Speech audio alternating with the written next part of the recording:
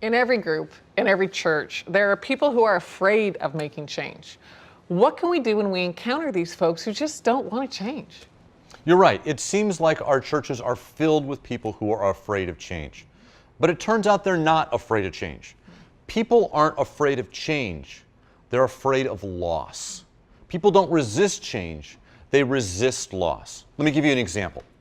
So if I were to offer you a brand new car, no strings attached, or if I were to go to the parents of some of the teenagers in your youth group and offer them a free college education, no strings attached, that would require an enormous change on their part. If I were to offer you $100 million, that would be a big change.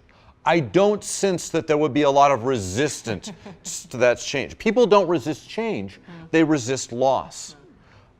The change that you're asking for from people, they're going to cost them something. And part of what your role is to figure out that cost.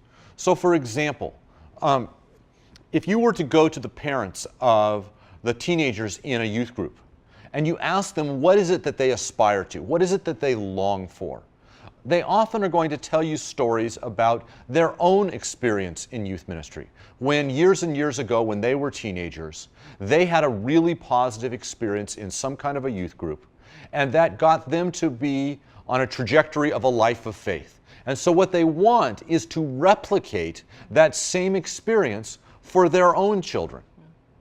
The problem is that times have changed.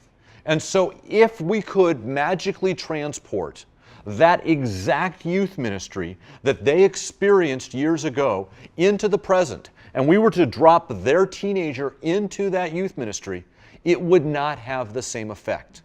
But the problem is that most parents don't get that. And so what you're asking them to do is you're asking them to give up something when you're asking them to step into a new kind of youth ministry.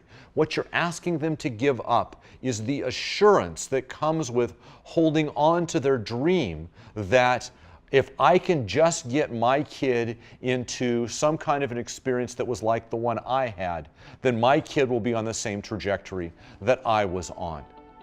What you're asking them to do is give up something really, really important. What you're asking them to do is give up their expectation for what youth ministry should be.